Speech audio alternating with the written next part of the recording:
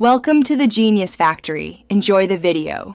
In this video, I will explain how to study IB Chemistry HL. First, familiarize yourself completely with the IB Chemistry higher level syllabus.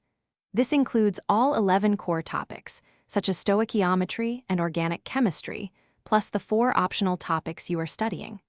Break down each unit into smaller, digestible sections.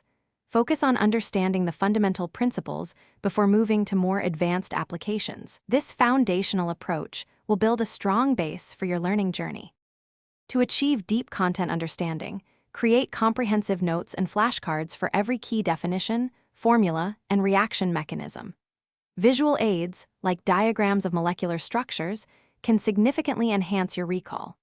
Supplement your learning with online resources, such as video tutorials explaining complex concepts like spectroscopy or acid-base titrations. Consistent review, perhaps for 15 to 20 minutes daily, is crucial for solidifying your knowledge and ensuring long-term retention. Practice is paramount for success in IB Chemistry HL. Dedicate significant time to solving a diverse range of problems from your textbook and official IB question banks. Don't just seek the correct answer, understand the step-by-step methodology behind each solution.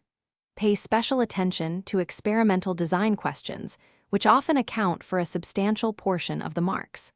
Practice analyzing data, identifying sources of error, and suggesting improvements for a robust understanding. For effective exam preparation, complete numerous full past papers under timed conditions. This simulates the actual examination environment and helps you manage your time efficiently across all 3 papers. After each practice paper, meticulously analyze your mistakes. Understand why you got a question wrong and revisit the relevant content. Thoroughly review the mark schemes. They provide invaluable insight into how points are awarded, helping you tailor your answers for maximum scores. Thanks for watching. If you found this helpful, don't forget to like and subscribe.